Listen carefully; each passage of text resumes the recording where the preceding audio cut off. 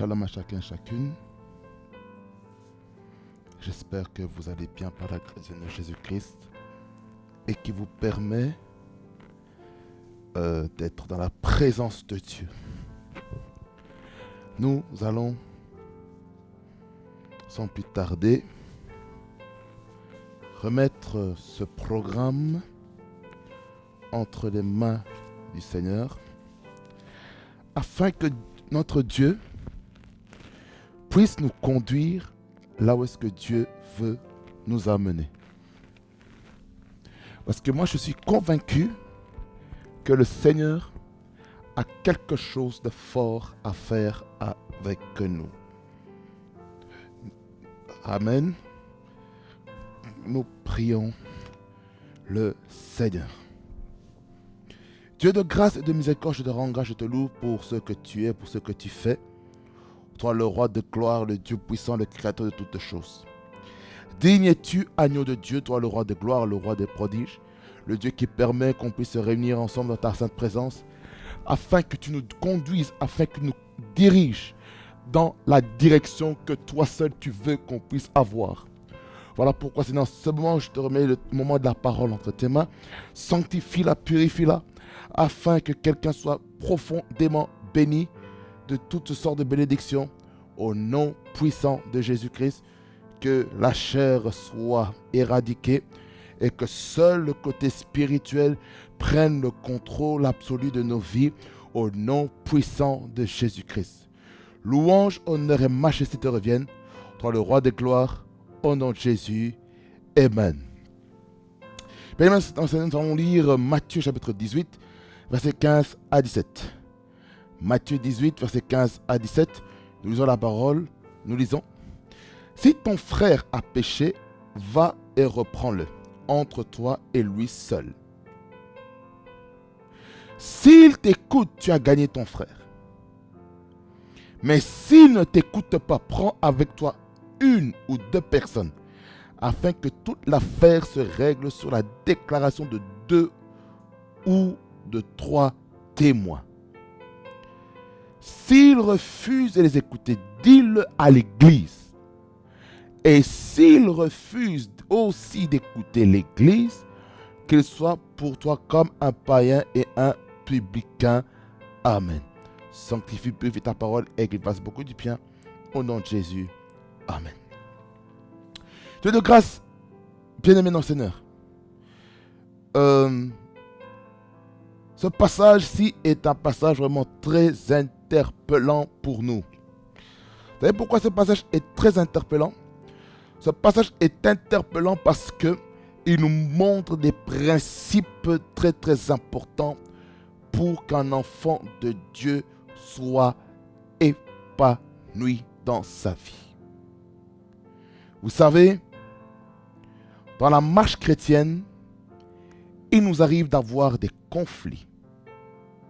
Des conflits entre chrétiens, des conflits dans la famille, des conflits dans le travail, des conflits dans la société, des conflits dans le voisinage, des conflits dans toutes sortes de dimensions. Et ici, le Seigneur Jésus nous donne des principes qui sont spécifiquement adressés aux chrétiens. Mais ce principe-là est un principe divin qui fonctionne aussi en dehors du christianisme.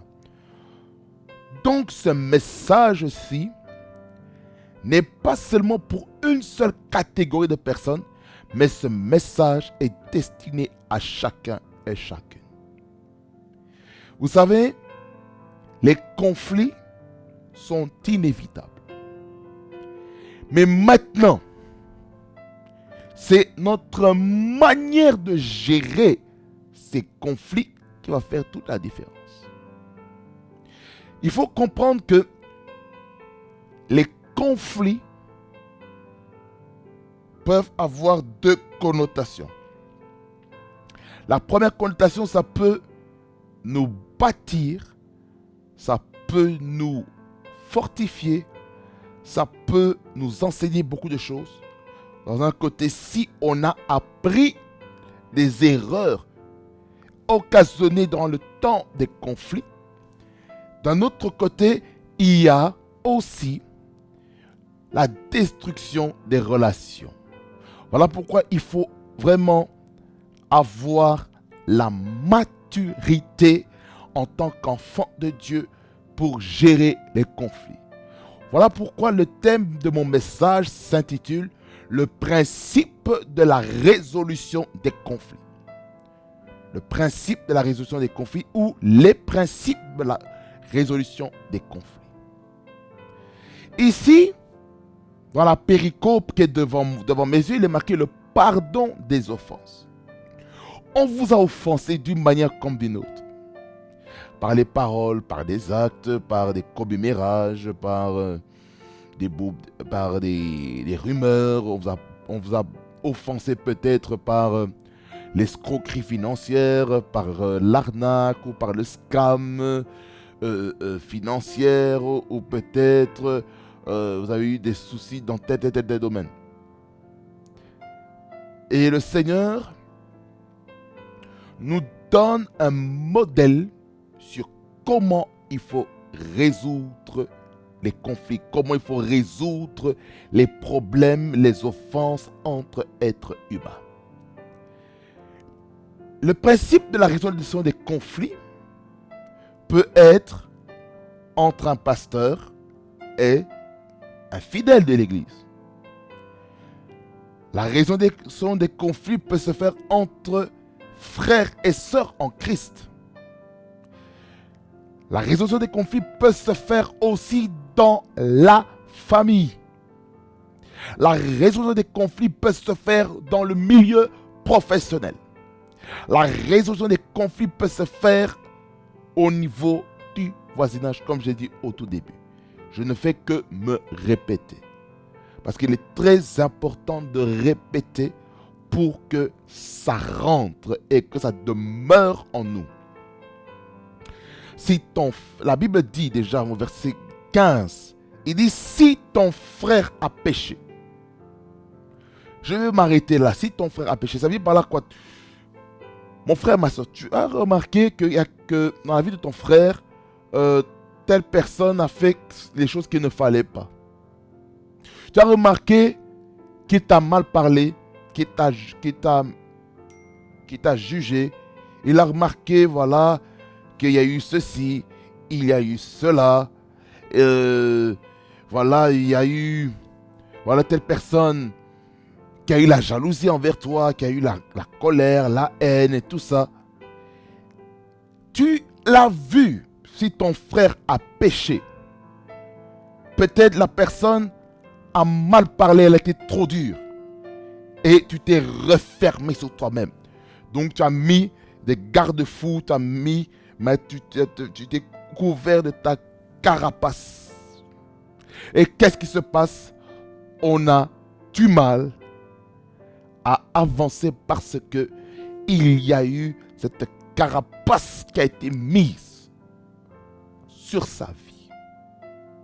Et qu'est-ce que Dieu nous recommande dans cette sphère-là? Vous savez ce que Dieu nous recommande? Dans ce verset-là, si ton frère a péché, il nous dit, comme premier verbe, il y a va. Ça veut dire par là quoi? La première étape, tu dois aller voir la personne. Tu dois aller le voir. Quand on dit de va, aller, ça veut dire que c'est toi, tu dois entreprendre la démarche pour aller voir la personne qui t'a fait du mal, qui t'a offensé. C'est très important de comprendre cette réalité. Va, c'est un ordre. C'est un ordre. Jésus-Christ n'a pas dit tu vas aller. Où tu peux aller. Où tu veux aller. Où tu dois aller. Ici il dit va. C'est un ordre, c'est une injonction. Le premier verbe, c'est aller. Aller. Là, il est écrit ici en impératif présent. Va. Ça veut dire, tu dois aller. Ça veut dire par là quoi? Tu as remarqué, on t'a offensé. Tu as remarqué qu'on t'a fait du mal. Mais mon frère, ma soeur, ne garde pas ça pour toi-même. Va trouver la personne. N'aie pas honte, n'aie pas peur de la personne. Vas-y. Va lui dire ce qui te tracasse, ce qui te dérange, ce qui te ronge. Vas-y. Ça veut dire par là quoi? Quelqu'un, tu te rends compte que voilà, ton responsable peut-être d'un département ou d'un groupe, peut-être t'as peut-être mal parlé. Tu peux aller trouver le responsable, Est-ce qu'on peut se parler un petit peu en privé, en dehors du regard des autres? Et puis vous parlez calmement. Vous dites voilà, il y a eu ça que tu m'avais dit, il y a eu ça que tu avais fait, que tu as posé tel acte et ça m'avait offensé, ça m'a fait mal. C'est pourquoi dans ce verset-là, il y a le deuxième verbe, c'est, il est marqué reprends-le. Reprends-le. Ça veut dire par là quoi? Tu dois mettre sur table. Voilà, il y a eu tel fait. Voilà, papa, maman, voilà mon fils, voilà ma fille, il y a eu ça que je n'ai pas aimé. Cher responsable, il y a eu ça, je n'ai pas aimé. Ou, cher collègue du travail, voilà, tu vois la manière que tu vas parler, je n'ai pas aimé. C'est-à-dire, tu dois apprendre à les dire les choses qu'ils sont. Apprendre à dire ce qu'il y a dans ton cœur. Tu dois le libérer afin de ne pas emprisonner la personne dans ton cœur. Raison pour laquelle il faut à chaque moment aller vers la personne, dire voilà, ça je n'aime pas. Pour éviter que les conflits se manifestent davantage. C'est de marquer si ton frère a péché. Ça c'est la condition. Ton frère a péché, ton frère t'a offensé, ton frère t'a offusqué. Quand on parle de frère, ça veut dire aussi sœur. En fait, ça veut dire, si ton prochain a péché, va. Ça veut dire, première étape, tu t'entreprends la démarche pour aller voir la personne. Deuxième étape, tu fais un exposé du problème. Tu fais un constat. Tu dis, voilà mon frère. Mais tu vois la manière dont tu m'as parlé, j'étais froissé dans mon cœur. J'ai voulu te faire comprendre ça. Et puis vous parlez calmement. Tu dis, ok. Et puis marquez de quelle manière il faut le faire. Donc, le quoi faire, je vais répondre le quoi et le comment. Et de quelle manière de faire. Ici, on a d'abord le conditionnel au tout début par rapport à l'offense. Si ton frère a péché, là maintenant je vais enseigner, je ne vais pas prêcher, je vais enseigner. Si ton frère a péché, ça c'est la partie conditionnelle, ça c'est le conditionnel présent si on veut, ou le conditionnel passé. Passé composé si vous voulez. Le conditionnel dit si ton frère a péché, il y a des conditions. Tu ne peux pas aller voir quelqu'un pour résoudre des conflits si la condition de l'offense n'est pas mise en exergue. Ça, c'est la première chose. Les conditions, les critères pour résoudre les problèmes, c'est que tu dois voir là le péché, l'offense qui s'est passée. C'est ça ce qu'il faut voir. Après, quelle qu'est-ce qu'il faut faire? Va, première étape, va. C'est-à-dire que tu entreprends la démarche. La deuxième chose, tu explicites le problème et comment tu dois le faire et où est-ce que tu dois le faire. Maintenant, il y a aussi le lieu. Le lieu, c'est en secret,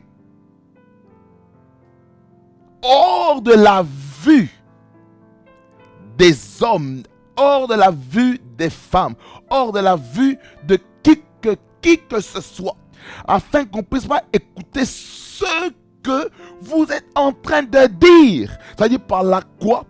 Tu dois aller voir avec qui?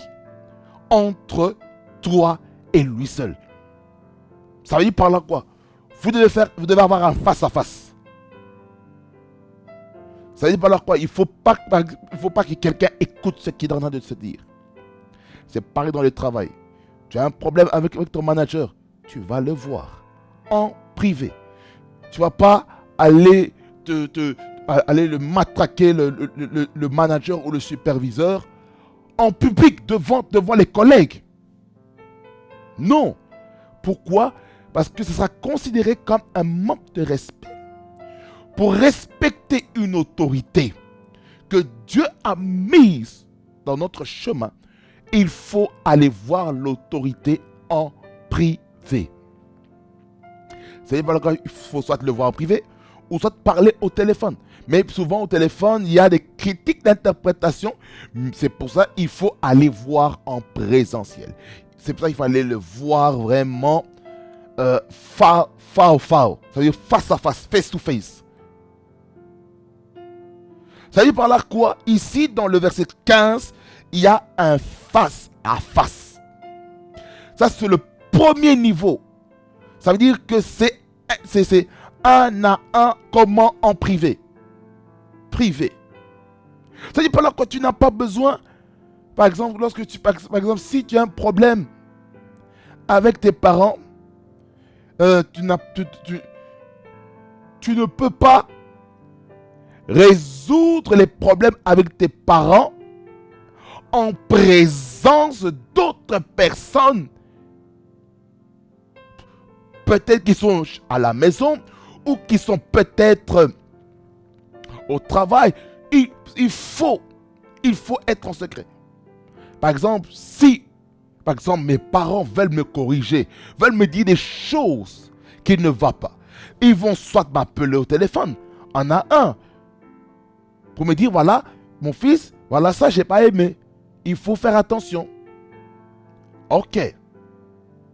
Ou, moi, je peux aller dire, par exemple, à mon père ou à ma mère, voilà, des choses que je n'ai peut-être pas appréciées. Mais, il y a la manière.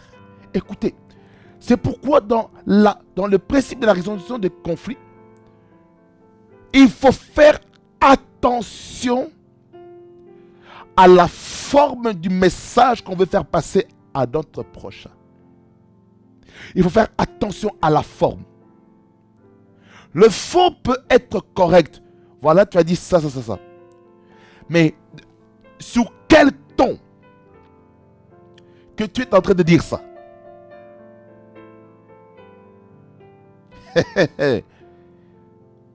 Tu le dis comment?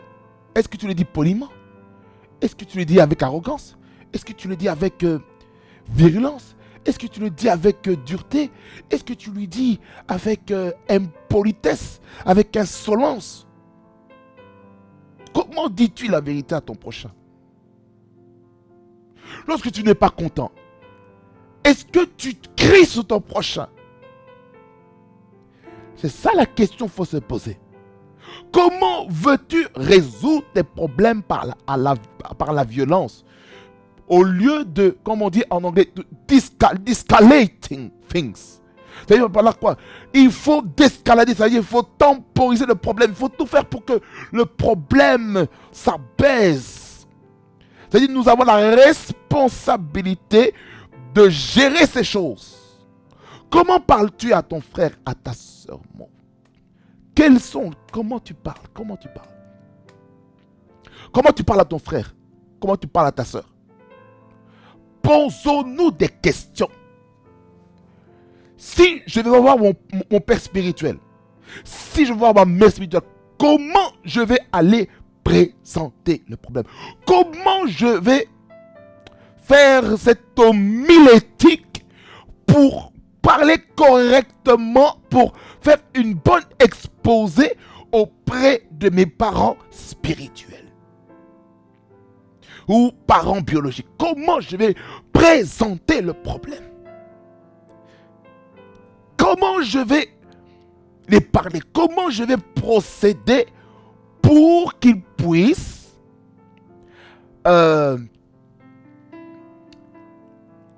être clément, être ouvert à la discussion? C'est ça qui est très important. Et dans cette étape-là, ça demande beaucoup d'humilité. La Bible dit que l'humilité précède la gloire, mais l'orgueil précède la chute. Vous voulez que les problèmes se règlent facilement, il faut que chacun ait de l'humilité. Ça fait partie des principes de la résolution des conflits. L'humilité. C'est pourquoi la dernière phrase du verset 15, il dit « S'il t'écoute, tu as gagné ton frère. » C'est-à-dire par là quoi? Ton frère ou ta soeur a pris le temps de t'écouter. Il s'est remis en question. En disant voilà, oh, je savais parler comme ça. Oh, excuse-moi. Ce que j'ai voulu dire, je voulais dire ça. En parlant calmement, sagement. Et le problème est réglé. Et là, il dit, si il t'écoute, tu as gagné ton frère. Quand on dit tu as gagné ton frère, ça veut dire par là quoi maintenant? Il y a le principe de la réconciliation. Dieu veut qu'on se réconcilie les uns les autres. Surtout les chrétiens dans le monde entier. En ce temps-ci, nous avons besoin beaucoup de réconciliations. Des réconciliations entre serviteurs et servantes de Dieu. Nous avons besoin de réconciliations entre frères et sœurs en Christ. Nous avons besoin de réconciliation entre les différentes branches du christianisme. Une réconciliation entre les catholiques, les protestants, les pentecôtistes, les évangéliques, les banamistes, les kibanguistes, toutes ces choses, les presbytériens. Oh, Rabokotaba, Kabokoteba. Nous avons besoin de la réconciliation. Nous n'avons plus le temps de se disputer. Parce que ces disputes entre chrétiens, ce sont des futilités, c'est la distraction. Le diable a réussi son coup. Le diable cherche à entrer par des brèches que nous lui ouvrons pour lui donner l'accès dans nos cœurs, dans nos âmes, afin qu'il puisse parler dans notre bouche, parce que la Bible dit que c'est l'abondance du cœur que la bouche parle, et le diable sème des paroles négatives dans nos cœurs pour qu'on puisse les libérer, pour blesser notre prochain, pour blesser notre frère, notre soeur en Christ, pour blesser les pères spirituels, pour blesser les fils spirituels, pour blesser les membres de l'église, pour blesser Calabros de Gay, les Opraka, pour blesser qui que ce soit. Mais Dieu ne veut pas, en ce temps-ci, qu'on puisse blesser notre prochain. Dieu veut qu'on puisse se réconcilier. Dieu veut que les alliances soient restaurées. Dieu veut que les amitiés soient restaurées. Dieu veut que les amitiés soient réconciliées, soient rebâties. Dieu veut que les chrétiens dans le monde entier puissent se tenir main dans la main afin d'organiser des campagnes d'évangélisation interdénominationnelle, afin que les catholiques fassent des campagnes d'évangélisation avec les protestants, avec les pentecôtistes, avec les évangéliques, avec les presbytériens, avec les méthodistes, avec les baptistes, avec les kibanistes, avec les banamistes.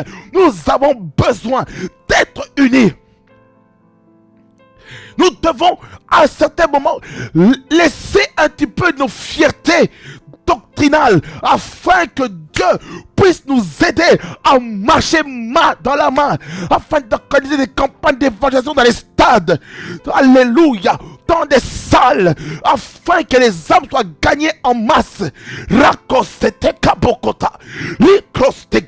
veut dire par là quoi? Lorsque l'église va organiser en tant que corps, aucune dénomination ne sera élevée. Ce sera le nom de Jésus-Christ qui sera élevé. Parce que nous, Église, nous avons décidé de marcher dans la réconciliation. Nous avons décidé de marcher dans la restauration des relations qui étaient brisées à cause peut-être des incompréhensions doctrinaux, à cause des incompréhensions des modes d'opération du ministère. On a cru, voilà, oh non, lorsque des fidèles se mettent à genoux devant les serviteurs de Dieu, on considère ça comme de l'idolâtrie. On n'a pas compris cela, que la Bible dit que l'inférieur n'est béni que par le supérieur. Il y a des principes. Et certains vont croire que c'est de l'idolâtrie. Oh non, l'église, c'est l'opium du peuple, ou l'église, c'est devenu une secte. Bien-aimé dans le Seigneur, l'église n'est pas une secte. Que veut dire l'église? Église vient du grec de ek kaléo. Ça veut dire par là qu'on sortit hors de, appelé hors de. Ça veut dire que Dieu nous met à part. Dieu nous appelle à part pour accomplir une mission bien spécifique sur la terre. C'est ça ce que ça veut dire église. L'église de Jésus-Christ, c'est ce que ça veut dire. Sortir hors du peuple.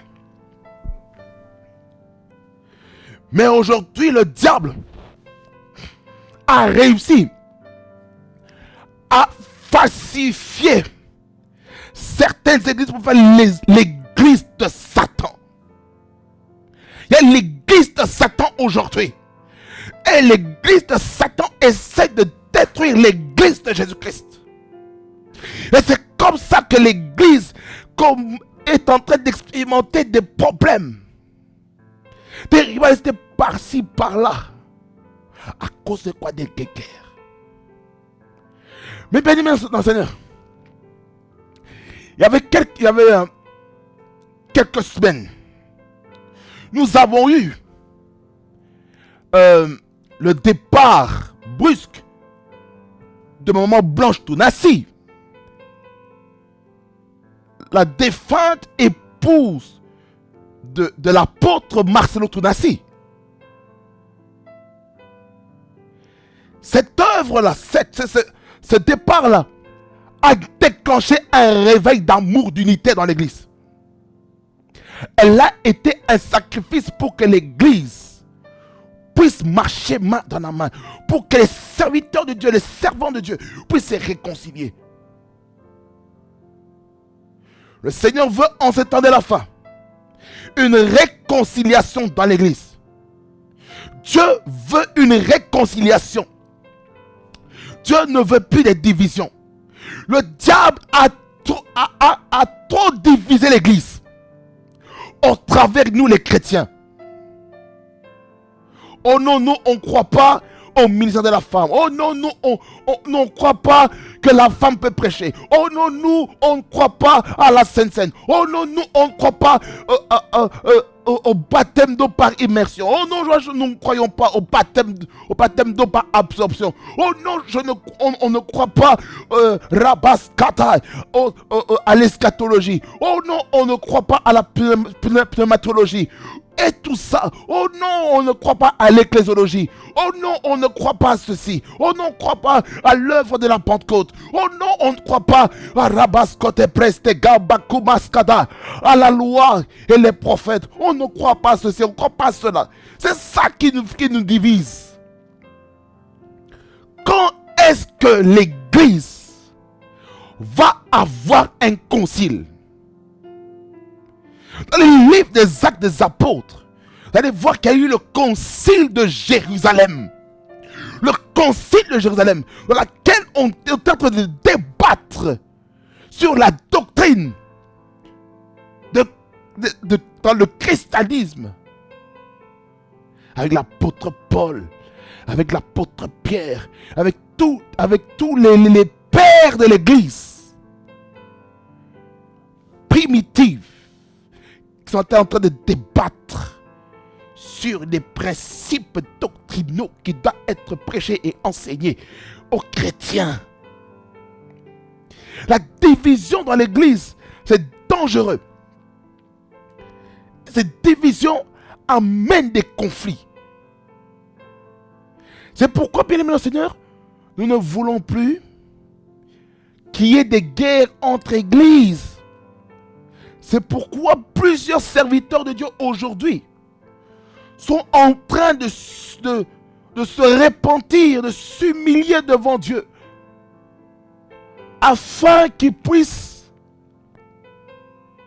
rester en unité avec leurs collègues prédicateurs, leurs collègues pasteurs, prophètes, apôtres, évangélistes, pasteurs, docteurs, évêques. Il faut un temps de réconciliation. Voilà pourquoi moi je crois à ceci, bien aimé Seigneur, que l'Église va entrer dans une nouvelle phase. Elle est entrée dans une nouvelle phase déjà, où on va avoir beaucoup d'amour en train de se manifester. Et nous sommes en train de le voir spécifiquement dans la francophonie. Une telle unité du corps dans la francophonie. Il y a une unité qui est en train de se créer. Je ne sais pas ce qu'il y a dans le monde anglophone, parce que ça fait longtemps que je n'ai plus vu un petit peu les réalités un petit peu anglophones. Il y en a aussi. Il y a aussi l'unité ici dans le royaume anglophone, parmi nos frères et sœurs là-bas. L'unité. Dieu est en train d'amener un vent de réconciliation dans l'église. Ce qui signifie les personnes qui étaient toujours, qui sont encore dans l'orgueil de leur titre et de leur position. J'aimerais vous dire ceci. Quittez l'orgueil. Ça va vous détruire. L'orgueil détruit. L'orgueil empêche la réconciliation. L'orgueil empêche la réconciliation. L'orgueil empêche la résolution des conflits. L'orgueil. Le fait de rester dans la défensive, ça empêche la résolution des conflits. C'est pourquoi cette phrase a dit, s'il t'écoute, tu dois gagner ton frère. Parce qu'il a compris avec la maturité, avec la sagesse, pour que l'église aille de l'avant. C'est pourquoi il est important de prier les uns pour les autres. Tu vois ton frère qui a des gamins, ou qui a fait une gaffe. Premièrement, prie pour lui. Après avoir prié, va le trouver. Parle-le. Parce que ta prière dans le lieu secret va prédisposer son cœur à recevoir ce que tu as à lui dire. Et Dieu va faire des choses merveilleuses dans la vie de ton frère et de ta soeur en Christ. Ça, c'est le verset 15. Le verset 16, il dit, mais s'il ne t'écoute pas, là maintenant on monte au deuxième niveau. Mais s'il ne t'écoute pas, ça c'est conditionnel. Voyez sur Excel, on a la fonction si. La fonction si, ou en anglais, if function. Dans la fonction si, il est marqué ceci. Si on sélectionne par exemple une cellule et puis qui contient quelque chose. Si c'est vrai, telle chose. Si c'est faux, là maintenant on met encore un autre si. Ça c'est un si dans si. Il dit, mais s'il ne t'écoute pas, maintenant qu'est-ce qu'il faut faire? Dans la deuxième étape, prends avec toi une ou deux personnes. Ça veut dire par là quoi? Mon frère, ma soeur en Christ. Tu remarques que avec la personne que tu essaies de résoudre tes problèmes, ça ne marche pas. Prends une ou deux personnes en plus. Et puis tu vas réexpliquer le problème en présence de ces une ou deux personnes. Tu vas lui dire exactement ce que tu as dit à la personne. Prends avec toi une ou deux personnes. Ça veut dire par là quoi? Il faut qu'il y ait des témoins pour essayer de temporiser. Ça veut dire par là quoi? Il faut qu'il y ait des avocats. Il faut qu'il y ait des personnes sages et matures pour amener la résolution du conflit. Parce que dans cette deuxième étape, le problème est très grand. Et il y a eu l'étincelle par-ci par-là. Maintenant, il faut des personnes pour canaliser ça, pour éteindre ces étincelles, pour éteindre le feu. Ça veut dire par là quoi? C'est cette une ou deux personnes deviennent comme des pompiers, des sapeurs-pompiers. Leur but, c'est d'éteindre le feu.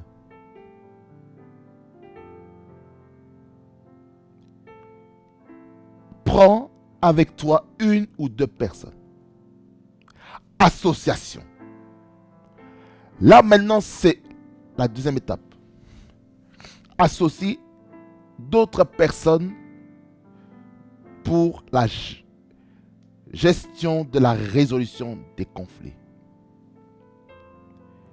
Dans quel but il faut que ces personnes soient là, ou ces témoins, ou ces intermédiaires, ou quoi je veux dire, des avocats ou des médiateurs. Leur but c'est pourquoi?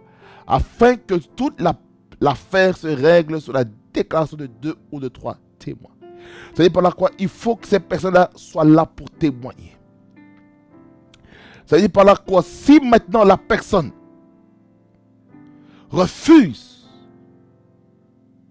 de coopérer, refuse que ce problème soit réglé, maintenant, la personne qui a péché, plus les deux personnes qui ont assisté à la scène, maintenant, ils vont le monter, troisièmement, au niveau du leadership de l'église locale. En d'autres termes, le pasteur titulaire de l'église.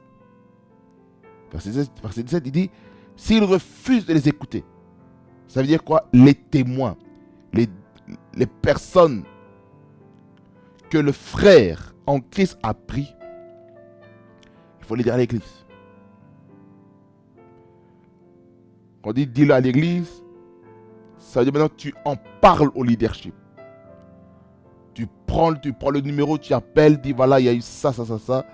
J'aimerais qu'on ait un entrevue, qu'on ait une discussion sérieuse par rapport à tel problème. Parce que là maintenant, le problème devient critique. Parce que le troisième niveau, c'est le niveau critique. Premier niveau, c'est le niveau léger. Deuxième niveau, c'est le niveau modéré. Et le troisième niveau, c'est le niveau critique. S'il refuse, dis-le à l'église. Ça dit par là que la personne doit écouter le leader de l'église. Il doit écouter le pasteur principal, le berger, le setman de l'église. Il doit l'écouter. La Bible dit ceci. Et s'il refuse aussi d'écouter l'église, ça veut dire s'il refuse d'écouter le leadership de l'église, Là, il n'y a plus du tout de solution. Et cette personne, il dit qu'il soit pour toi comme un païen et un publicain.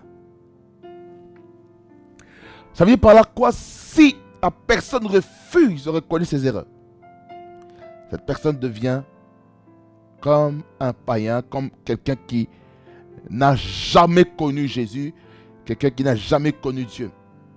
Alors, qu'est-ce qu'il faut faire dans ce cas? Là, il faut redonner les fondamentaux chrétiens pour que cette personne soit transformée. Quand on dit ça, ça ne veut pas dire qu'il faut rejeter la personne, la faire sortir de l'église, la pousser à abandonner la foi. Non, il faut la regagner. Ça veut dire maintenant il faut recommencer l'ABC de la vie chrétienne. Nouvelle naissance, conversion, repentance, justification, la foi, le baptême d'eau, baptême du Saint-Esprit, la communion avec le Saint-Esprit, le service pour Dieu. En fait, réapprendre de nouveau les principes élémentaires de la vie chrétienne. Alors, mes bien-aimés, pour conclure,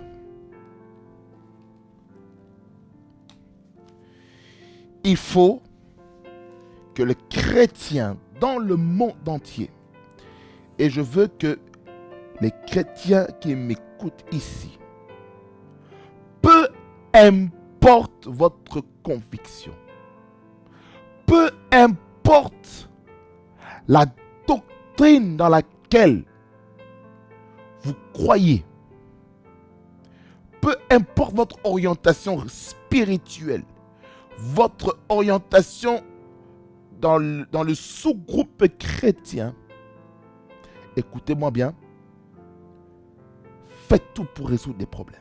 Faites tout, je vous en supplie. Faites tout, je vous en supplie.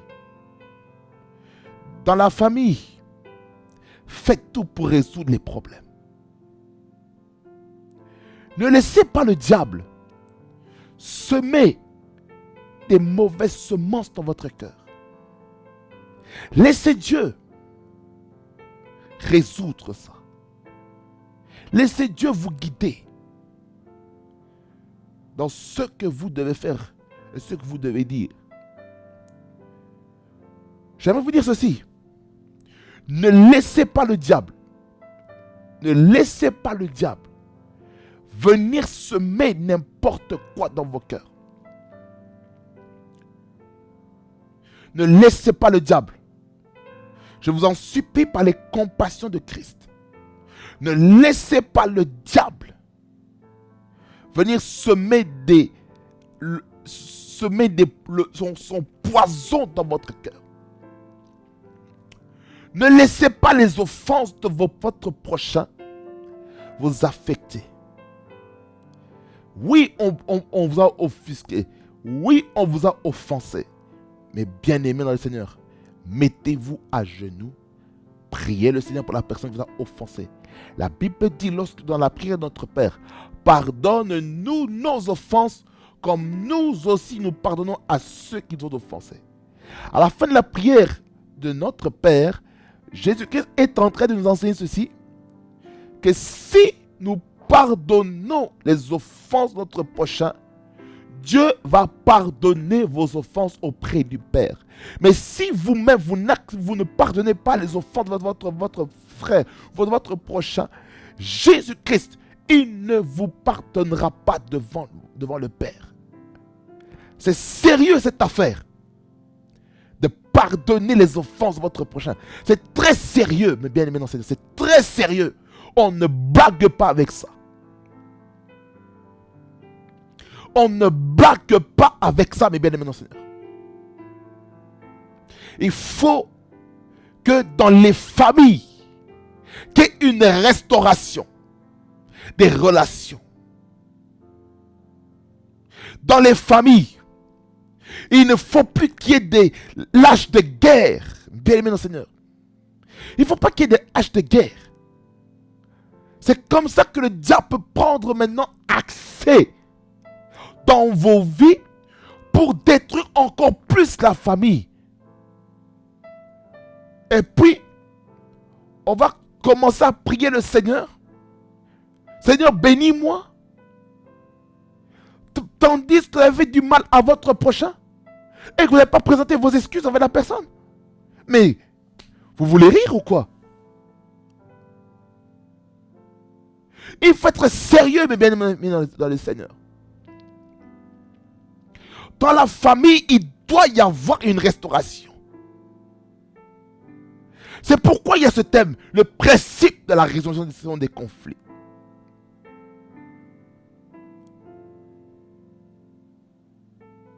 Ma question que j'ai pour vous, je parle aux familles en général.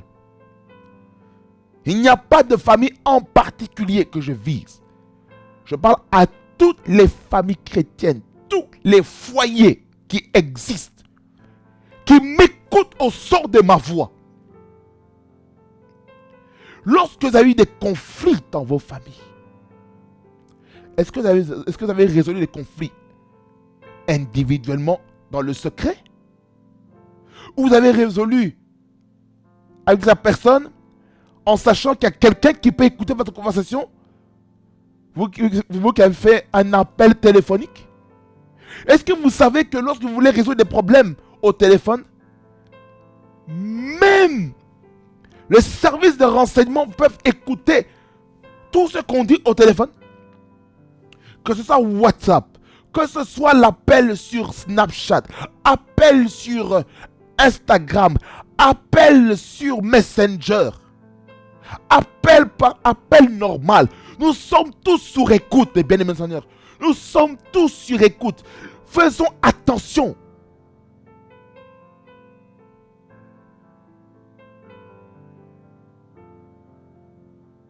Faisons attention. Faisons attention, s'il vous plaît. Voyez-vous face à face pour résoudre des problèmes. Je répète encore. Voyez-vous face à face. Dans le secret. En dehors des regards des autres. Dans la famille. Soit vous vous parlez dans la voiture. Vous fermez les fenêtres. Et personne n'entend la discussion. Il ne faut pas que les autres écoutent vos doléances, vos problèmes. Parce que vous allez devenir un sujet d'opprobre, un sujet d'humiliation. C'est pourquoi j'appelle à chaque membre de la famille, à tout membre de famille quelconque, peu importe dans quelle famille vous appartenez. J'appelle au nom de Jésus-Christ à résoudre vos problèmes le plus rapidement possible, afin de ne pas laisser le diable entrer dans vos familles et saccager des relations qui ont été bâties pendant peut-être plus de 40 ans, 50 ans, 60 ans. Et le diable entre comme ça pour amener une embrouille et puis vous commencez à vous chamailler. Non, mes bien-aimés dans le Seigneur, non, faites pas ça. Non. Non. Soyons des personnes qui vont résoudre les problèmes individuellement en dehors du regard des autres. Ça arrive d'avoir des problèmes avec les membres de famille. Ça arrive, mes bien-aimés dans le Seigneur. Ça arrive à tout le monde. Mais ce que Dieu veut, c'est la réconciliation. Dieu ne veut pas qu'on puisse se détruire. Dieu ne veut pas que les familles puissent se déchirer. Dieu ne veut pas qu'on puisse dire à partir d'aujourd'hui, spirituellement ou biologiquement, je me détache totalement de ma famille. C'est pas possible. C'est impossible. Pour moi, serviteur de Dieu, homme de Dieu, je ne peux pas. Et comment je pourrais vivre longtemps sur la terre si, étant serviteur de Dieu, je n'ai pas de contact avec ma famille? Oh, mais ça n'a pas de sens. Mais détacher totalement mes parents, ou peut-être de n'importe quel membre de la famille, dire, oh là, j'ai tel problème. Mais non, je suis désolé. Non. Écoutez, le sang reste le sang. Peu importe la distance. Écoutez-moi bien. Je vais à Cruz to me tekai. Bien aimé dans le Seigneur, je vais présenter juste un aspect par rapport au conflit. Je vais parler de l'histoire maintenant de Jacob et d'Ésaü.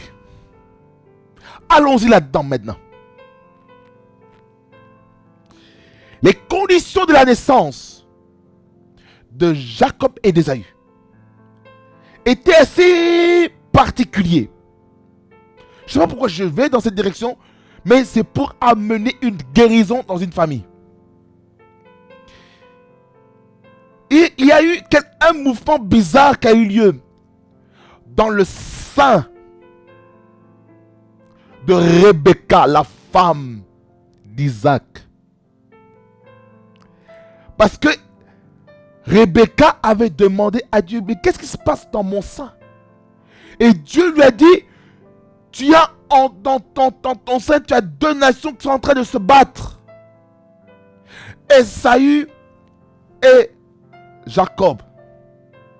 Dieu a dit que la prééminence sera sur le plus jeune. Le plus jeune, c'était Jacob. Au moment de l'accouchement, il y a Ésaü qui sort en premier. Et puis, bizarrement parlant, Jacob a tenu le talon d'Ésaü. C'est comme ça qu'on a donné le nom au plus jeune Jacob. Surplanteur, voleur, usurpateur. Voyez? Ils ont grandi. Il n'y a pas vraiment des textes bibliques qui montrent comment ils ont grandi. Leur enfance, leur adolescence et tout ça. Non. On voit directement à partir de l'âge adulte. Et là, il faut faire des études en profondeur pour savoir à quelle année nous nous situons par rapport au texte là en question. Écoutez. Ésaü revient de la chasse pour ramener le gibier à la maison. Jacob est en train de préparer à manger.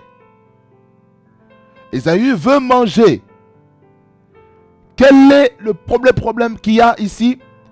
C'est par rapport au droit d'aînesse. Le droit d'aînesse, c'est le fait d'être un aîné. C'est savoir que c'est quelqu'un qui a la prééminence spirituelle, qui a l'autorité.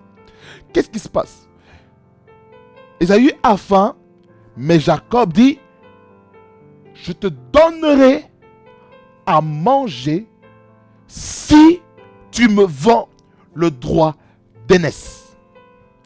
Il a vendu le droit d'aînesse en disant, je paraphrase, à quoi me sert le droit d'aînesse? Parce que lorsqu'il a dit ça, spirituellement, il a perdu. Jacob est devenu maintenant l'aîné spirituellement. Mais biologiquement parlant, Ésaü était toujours aîné de famille. Ça, c'est le premier conflit, le conflit des droits d'aînesse.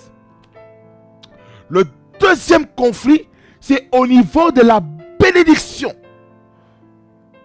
d'Isaac envers ses enfants. Parce que là, la Bible dit que Isaac ne voyait plus bien. Glaucome, cataracte, aveugle, tout ce que vous voulez. Il ne voyait plus bien, il ne savait plus distinguer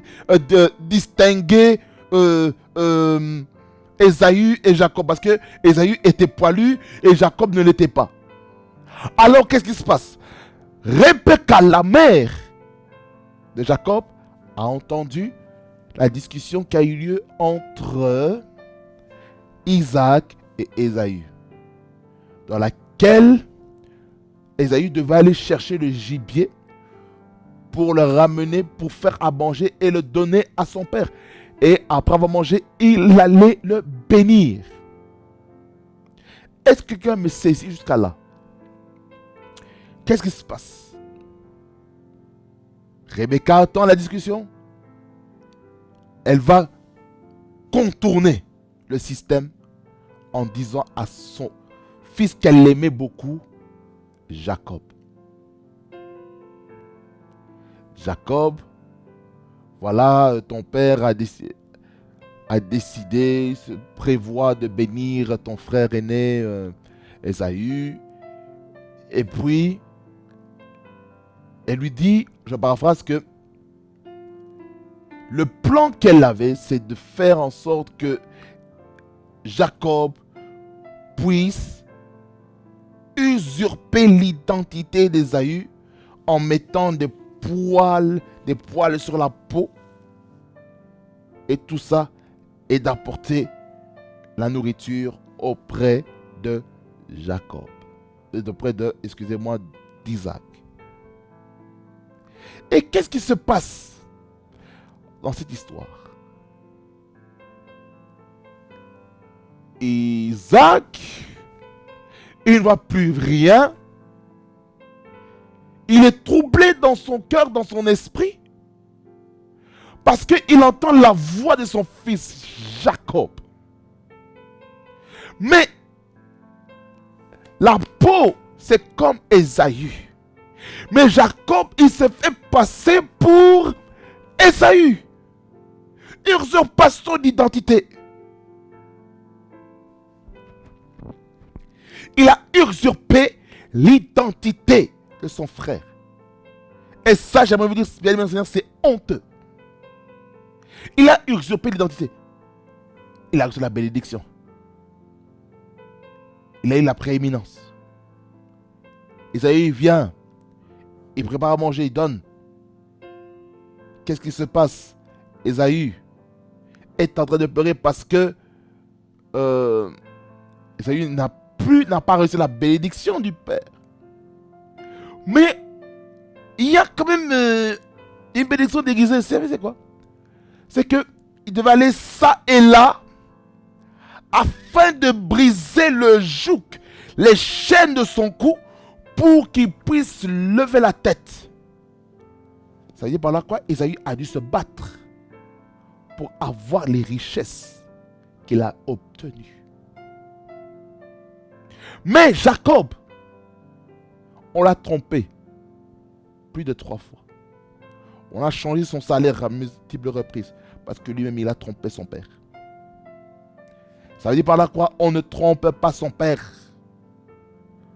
Là, dans le contexte ici, Isaac jouait en même temps le rôle de père biologique et de père spirituel. Vous voyez? Parce que là, on était dans la dispensation de la promesse. Et dans la dispensation de la promesse, les parents biologiques étaient en même temps parents spirituels.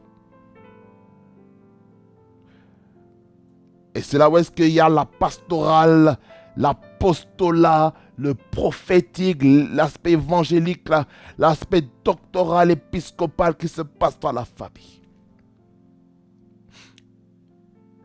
Quand Ésaü a entendu que son petit frère jumeau a volé la bénédiction, en disant, il m'a volé le droit de naissance et maintenant il me vole la bénédiction. Ésaü, dans son cœur, il a prémédité une fratricide.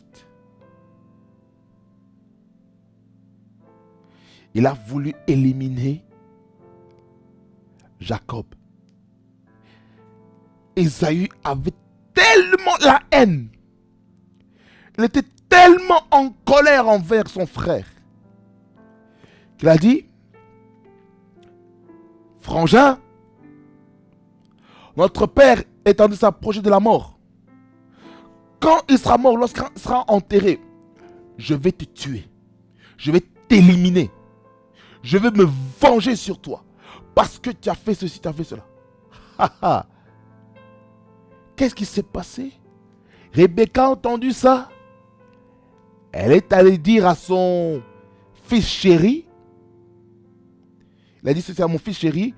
Voilà ce que tu dois faire. Va chez ton oncle Laban pour te protéger. Il est allé là. Qu'est-ce qui s'est passé? Et Jacob est parti là pour se protéger. Alors, bien aimé Seigneur, pour dire quoi? Pour que le problème de restauration de la famille se passe, il a fallu le temps que Ésaü puisse oublier les problèmes qu'il avait entre Ésaü et Jacob, dans lequel Jacob était devenu Israël. Alors, bien aimé Seigneur, j'aimerais que chacun d'entre nous qui sont dans des familles biologiques, que nous puissions parfois laisser le temps à Dieu de guérir les choses. Laisser le temps à Dieu de faire son œuvre. Afin que Dieu puisse guérir les cœurs, guérir les âmes, pour que Dieu fasse ce qu'il a à faire. Amen. Que le Seigneur vous bénisse abondamment et qu'il fasse beaucoup de bien. Que le Seigneur vous guérisse, vous restaure là où est-ce que vous êtes blessé, au nom de Jésus-Christ. Seigneur, merci pour cette parole. Sanctifie-la, purifie-la. Amène quelqu'un à comprendre, Seigneur, qui doit résoudre des problèmes, qui doit appliquer le principe de la résolution des conflits au nom de Jésus-Christ, que ce soit dans l'église, dans la famille, dans le lieu du travail, au nom de Jésus-Christ, afin que, Seigneur, nous puissions marcher de l'avant, marcher dans la maturité, Seigneur, dans le professionnalisme, au nom puissant de Jésus-Christ, et dans l'harmonie, au nom puissant de Jésus. Louange, honneur et majesté te reviennent, au nom de Jésus. Amen. Que ça vous bénisse abondamment, fasse beaucoup du bien. C'était pour votre serviteur, Trésor Romer, qui banane depuis la Belgique, depuis la ville de Liège. Soyez bénis au nom de Jésus-Christ, car le Seigneur est avec nous. Soyez bénis.